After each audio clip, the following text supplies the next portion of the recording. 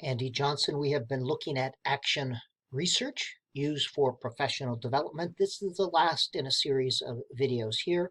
We'll be looking at proposals, products, and presentations.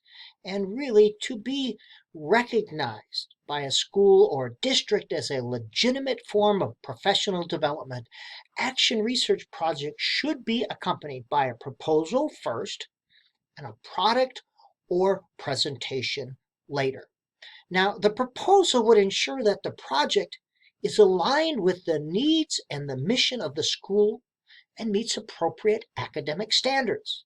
So it needs to be approved by administrators prior to beginning the project.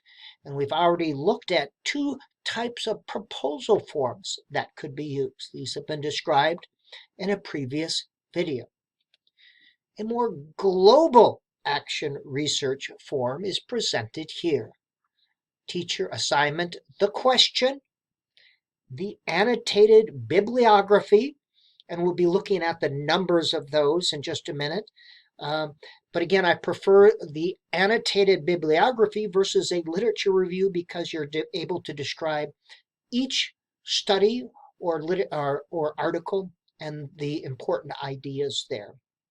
And that is easier for teachers to do, and teachers are very, very busy. The methodology, how are you going to collect the data?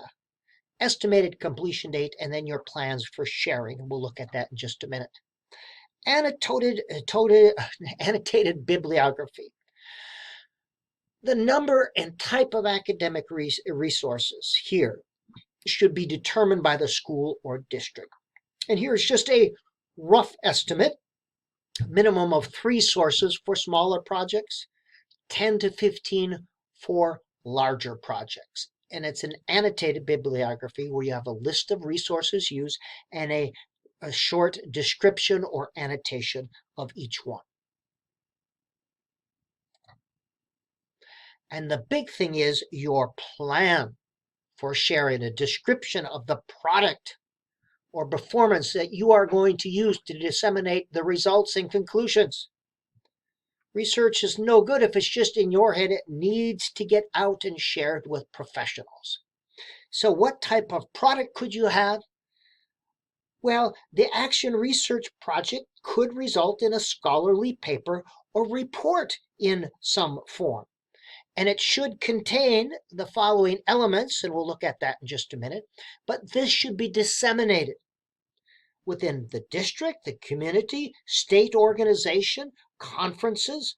All these are areas in which your action research project could be disseminated.